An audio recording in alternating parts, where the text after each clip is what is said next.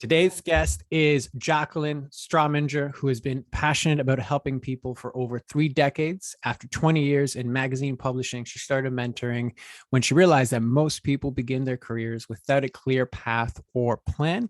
And then in 2013, she became an entrepreneur, and through her journey, started coaching and training women and men how to pursue their own passions as entrepreneurs.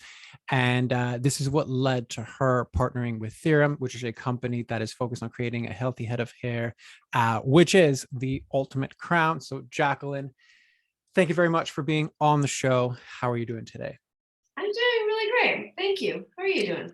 I'm like a solid 8 out of 10. Okay, so that's like my sweet spot where it's like it's pretty good. There's a little bit of room for improvement, but even if it doesn't improve, it feels pretty good. So that's where I would say I'm at.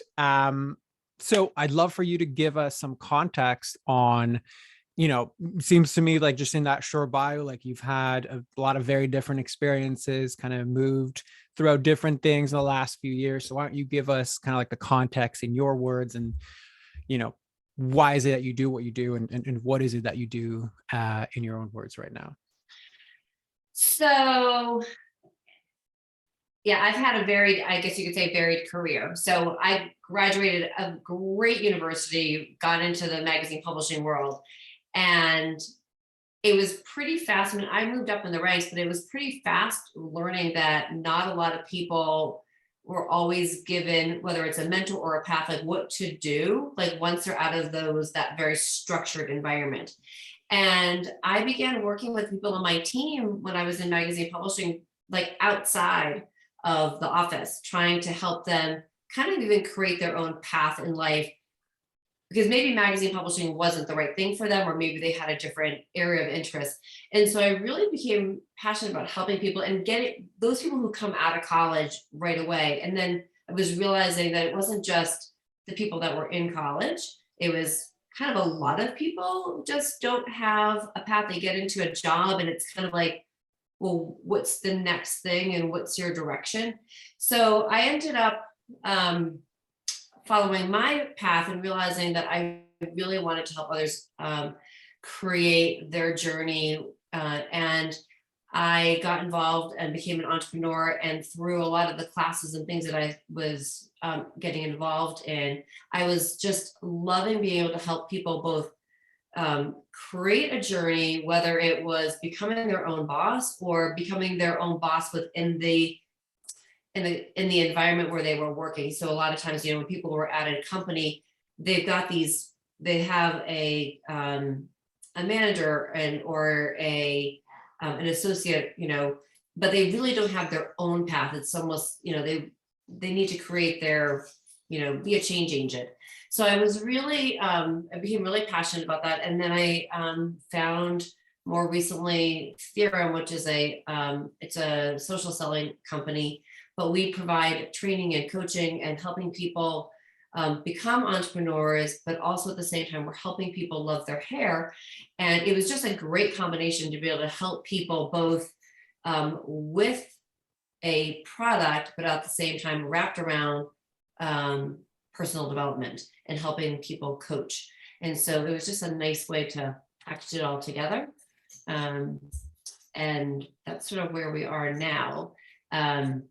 And I just love being able, I just love being able to help people grow into their own. It's almost like that priceless moment when somebody says to you, thank you so much for believing in me, or you're one of the first people who ever has believed in me and has helped me grow. And that's the part that I just, it's like that MasterCard moment, right? So Beautiful. Love it. So it's almost like when I hear your story, there's that element of like I followed my own breadcrumbs, like whatever it was that kind of led me to the next thing. Like I was okay to navigate it. And then that was like the natural precursor to all the things that I ended up doing because people were looking to me for guidance to actually do very similar things or to provide the perspective because you kind of navigated it just on your own. So like, would that be accurate with regards to how you're viewing what you're doing right now? yeah, I definitely had to navigate. It was definitely navigated on my own. And I think that's also one of the things that has led me to wanting to help other people, because because it's nice to have a tribe, and it's nice to have people to be able to be on a journey with. And I didn't have a mentor, or I didn't have that guidance, or, when I got out of college, and it took me a really long time to find that too. So creating your own path is great, but it's also sometimes really difficult, and it can be a little bit lonely. So being able to have a tribe and be able to give people a community to do that in is really, I think, very powerful. Beautiful. So then tell me more about what's going on. Like what is your business right now, and kind of what's going on in it that brings you here today? So what brings me here today is, I've been growing, I've been helping people, and we've got, I started working with Theorem almost a year ago. And what brings me here is I want to do so much, and I have so many ideas, and I want to get so much done. And sometimes I feel like I'm getting stuck in my own way because I can't get it all done, and I want to help so many people. And I'm just like, because you just want to get it all done. And so that's kind of what brought me here today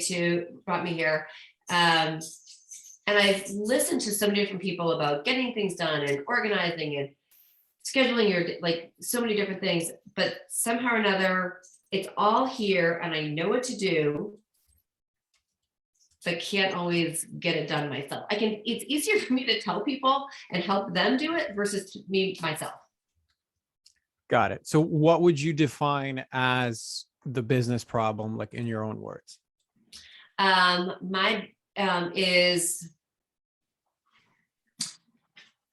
balancing helping my team and also creating sales for the products that we have, and working through different areas of also helping them both, like for myself, whether we're growing the business on social media or we're doing something outside. So I think it's really that balance. And I'm also a little torn, I guess, between how much do we do on social media versus how much do we do in other types of funnels. Okay. So then what's the balance that you're looking for? How much do I do of each? How much do we do on social media? How much do we do outside? How do I coach my people to do all of that too? And as much as everybody's talking about how great social media is, I have to be perfectly honest, I freaking hate it. Okay. Got it. Perfectly honest.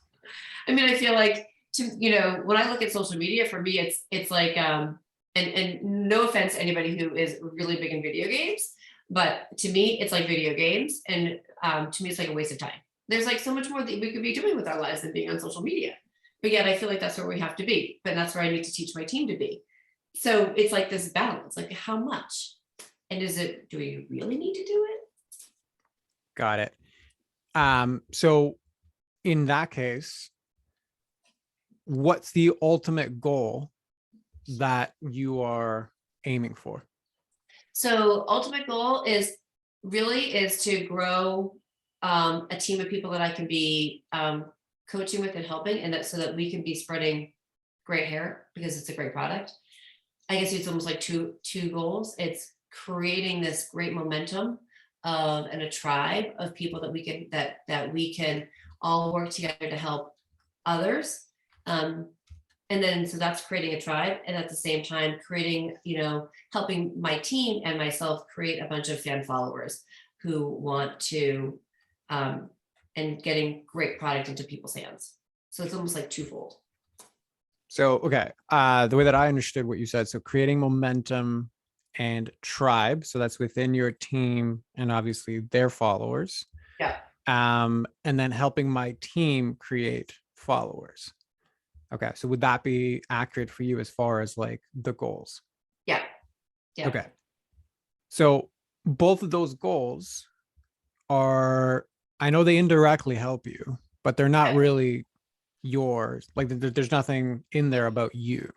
So what are your particular business goals? So I personally want, I mean, in terms of like, I want to personally have, a team of, you know, that's working, like team members that are actually working.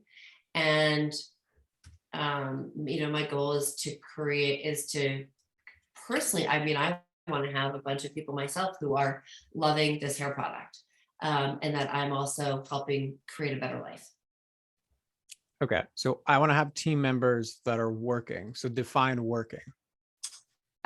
Working would be actually where they are both working with me to coach, so that we're working together. And then I'm also looking to, I want people that are wanting to make a change for themselves and create income, and want to work, whether it's a little bit or a lot, but I want that, hoping that I could help them work this business either in their nooks and crannies or making it something that's full time. So working as it, and obviously in creating sales and selling product. Okay. And do you have some of those people in your team right now? I do have some, Okay. And how did you get those?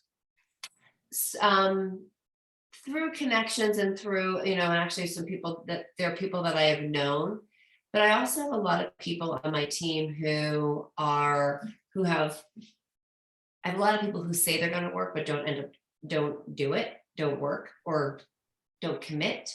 And so I feel like that's also like I'm finding that's really hard to get people to either commit to spending, even if it's 20 minutes, like this, sharing this and even just connecting with me. Because I can't help somebody unless they connect. Right. And how much of your time is spent reaching out to those people? Oh my God. So I would probably say I spend, I've got over 41 people in my organization, and I would say that I am reaching out, probably a couple hours every day. To the people that are kind of half committed. Yeah. But and just trying to create, just to share and check in, see if there's a way that I can help them, or if they're interested in moving the needle.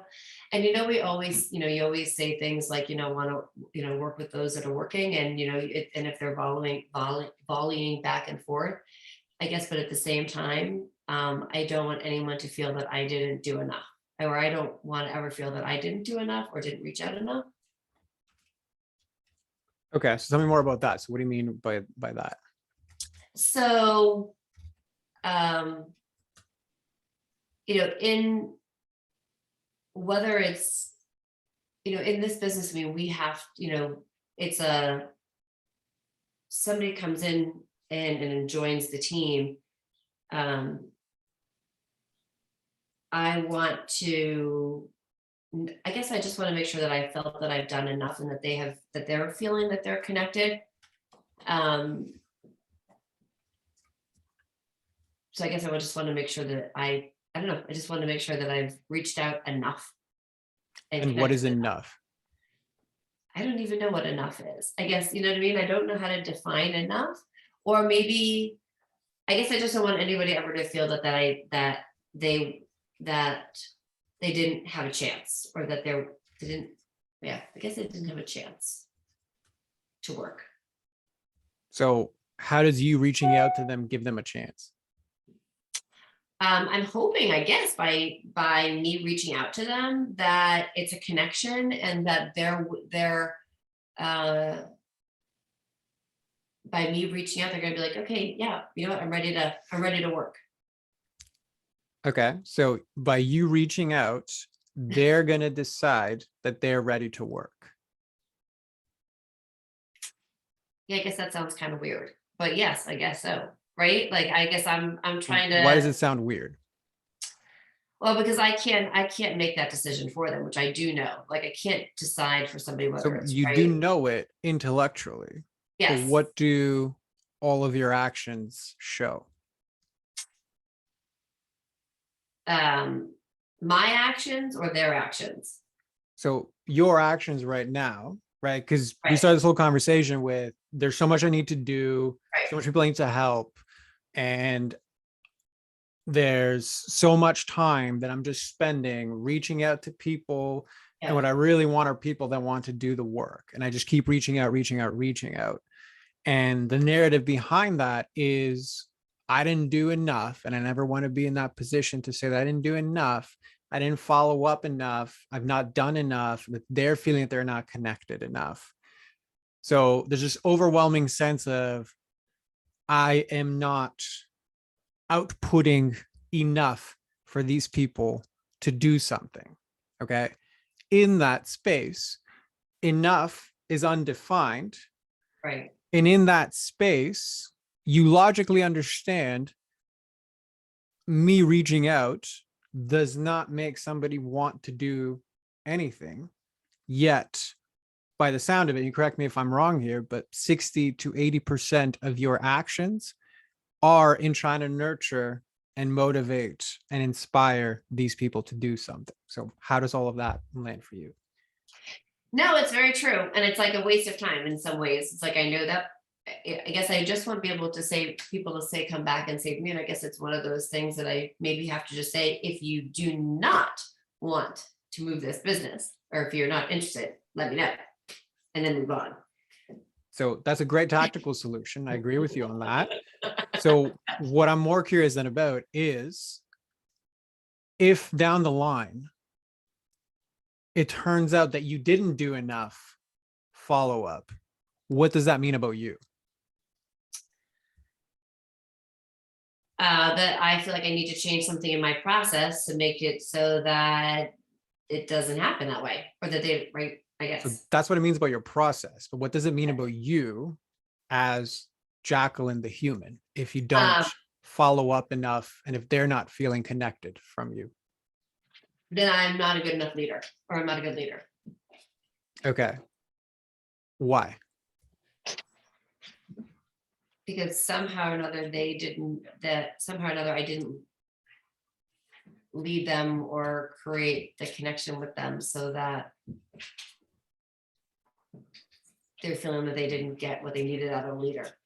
So is that a leader or a savior? Hmm. Uh, hmm.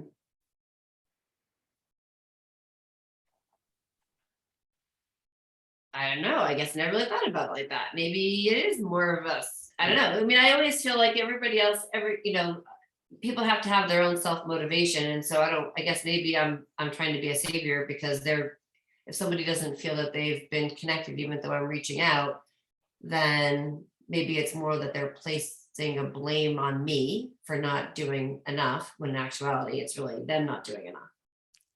Right. So if you bring it back to yourself, Right. because you are the one doing the reach outs, nobody's actually asking you to reach out to them. Correct. Nobody, from what you've said, is telling you, hey, I don't feel like I'm getting the support I need to succeed from you. You are presupposing all these things. You're assuming all of these things. And it seems like there's a part of you that gets a lot of significance out of doing the busy work that essentially leads nowhere to try and, it seems, save these people. Yes, that is probably, well, I don't know if I get it, if I feel good about it, but I feel like I just don't want to let people go. What's that going to mean about you if you let them go? Well, if I let them go, I mean, obviously, I mean, I tell people all the time, bless and release, right? If someone's not going to be working, we just need to have to move on. But I guess it makes me sad because I feel like that they're just, I want them part of our tribe and having some, growing people and helping them. So I guess it just makes me sad. Okay. So if you tap into that sadness, Yeah. what are you sad about? I think I'm just sad that people aren't, I want our tribe to be like flourishing and growing. So I'm sad that they're not part of it. And if they're not, then fill in the blank. Well, then if they're not part of our tribe, obviously it's a smaller group, then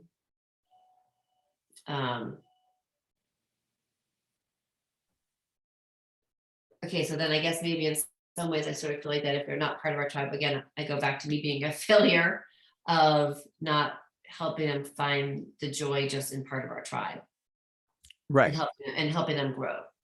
So going back to yourself, if they're not a part of the tribe, if they're not succeeding, if I'm not in there to help them excel, yeah, I feel sad because there's a part of me that witnesses that as failure. Okay. So if you zoom out now, right, there's a part of me that resonates with, well, maybe this isn't leadership. Maybe this is being a hero and saving. That same part witnesses that other people's success, of which you logically understand, you can guide and support and facilitate, but are fundamentally not responsible for. You act as if you are responsible for it. And if you don't get it, then you're a failure. So do you see how everything in front of you is rooted in, I'm looking for people to save, finding people that love to be a victim, and thus perpetuating this whole cycle of I'm spending a lot of time on people that have no business succeeding, while subconsciously assuming the responsibility that I need to save them and the subsequent significance I get from chasing that. So what comes up for you as I share that?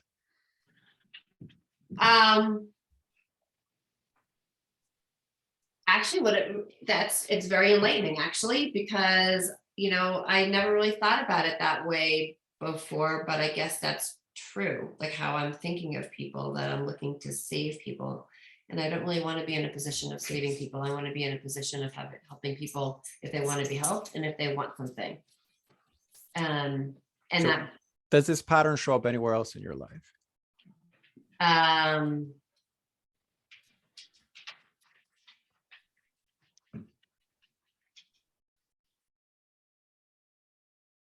don't know. Probably does. Okay. If you had to guess, where might it also show up? Probably shows up with my family.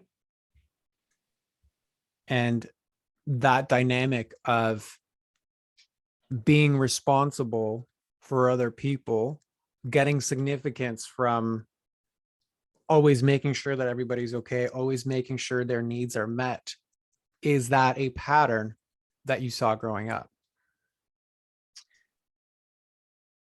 Actually, growing up, completely, my upbringing was kind of weird. It was very different.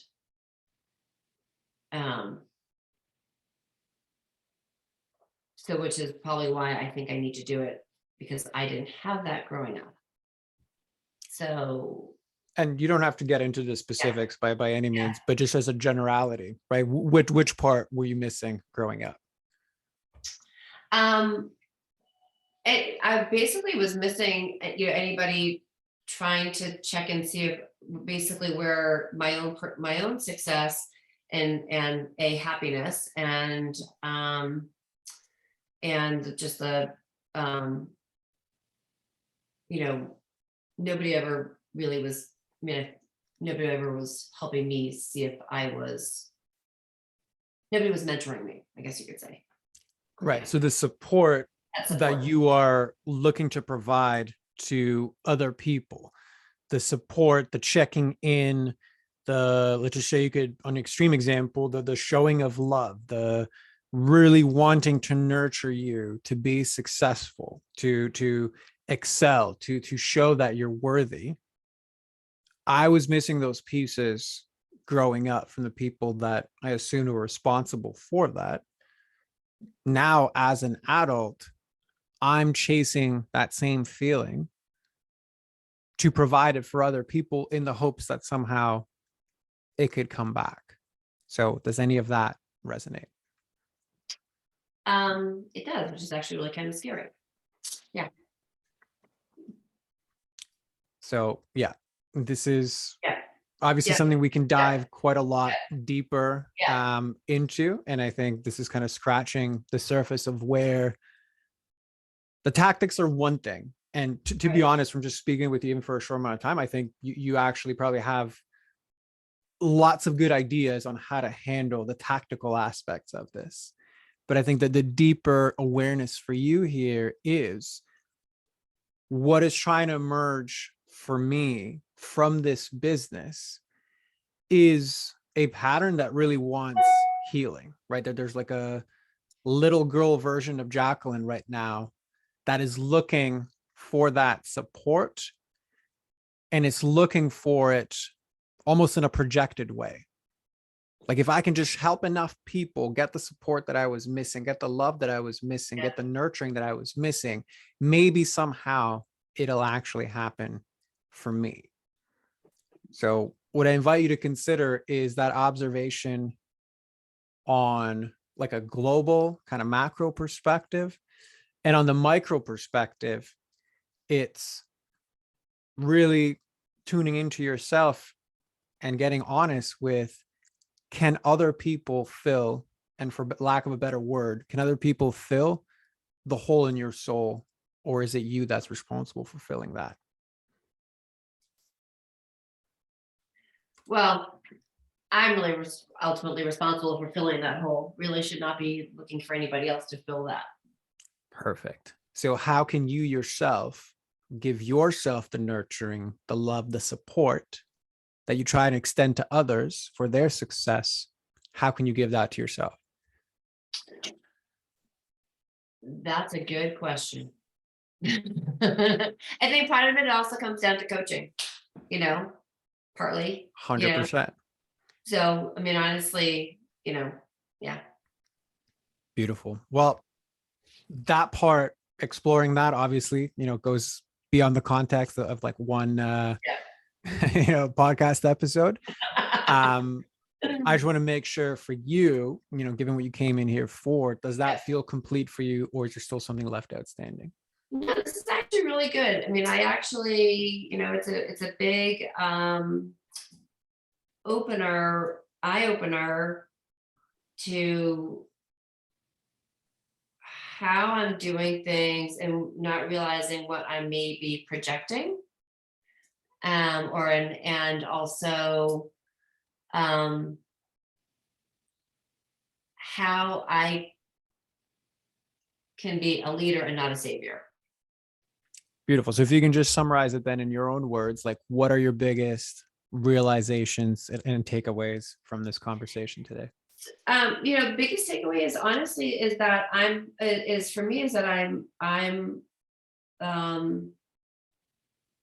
looking to maybe help people that don't necessarily want to be helped, or to actually grow, and that how I actually reach out to people and connect with them, I'm going to modify that. Beautiful. Well, very nicely put. So floor is now yours to close us off and let everybody know what's the best place to find you and who's the best person to reach out to you. So the best place to find me is actually at Jaclyn's Gems. So it's www.Jaclyn. So it's my name, JACLYNSGEMS, JaclynsGems.com. And I mean, the best person really to connect with me is somebody who might want to actually, I mean, we didn't talk about what we do, but it's I'm really trying to help people right now who want to correct COVID hair. Very cool. All right, Yeah. perfect. Well, we'll definitely include all of that in the show notes. Jaclyn, thank you very much for coming on. And for everybody else listening, I'll have my post wrap up right after this. Otherwise, we'll see you on the next one. Thank you so much.